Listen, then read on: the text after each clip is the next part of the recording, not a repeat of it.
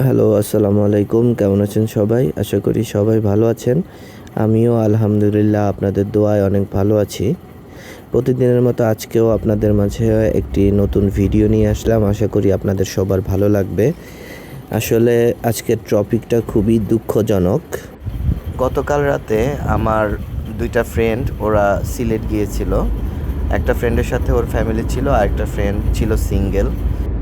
সিলেট থেকে ঢাকার দিকে প্রায় পৌঁছিয়ে গিয়েছিল, কিন্তু কিন্তু দুর্ভাগ্যবশত ওদের গাড়িটা নরসিংদীতে এসে কানারচর নামক একটি স্থানে ছোট একটি আইল্যান্ডের সাথে সজোরে আঘাত করে।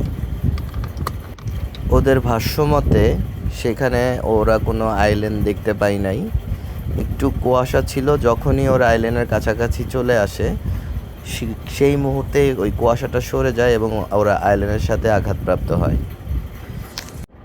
আর এই ঘটনাটি ঘটে প্রায় গভীর রাত ছিল, তখন রাত ৩টার দিকে এমন হয়।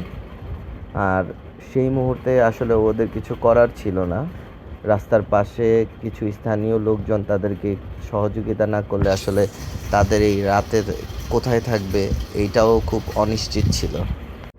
রাত ৩টার দিকে ওরা আমার সাথে যোগাযোগ করার চেষ্টা করে, কিন্তু এমতো অবস্থায় আমার শরীর অনেক ক্লান্ত ছিল। ওরা আমার ফোনে কল করার পরও আমি আসলে টের পাই নাই।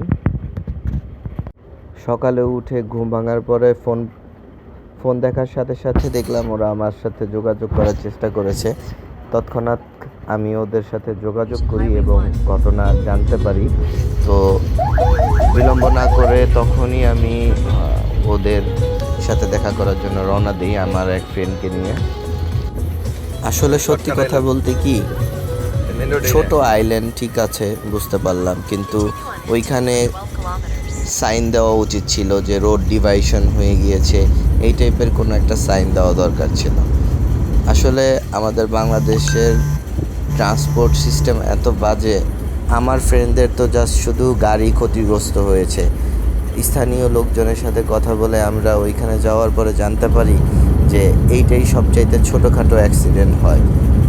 ওইখানে অ্যাক্সিডেন্ট হইলে আসলে মানুষ বাঁচে না, এটাও তারা আমাদেরকে জানায়। যাই হোক, আমরা কাছাকাছি চলে আসছি। এটা তো আমাদের সাথে ঘটে যাওয়া একটি কাহিনী।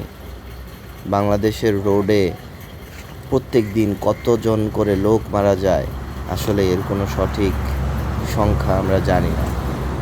সবাই দোয়া করবেন ওদের জন্য, ওদের তেমন কোনো ক্ষতি হয় নাই, এটাই আলহামদুলিল্লাহ।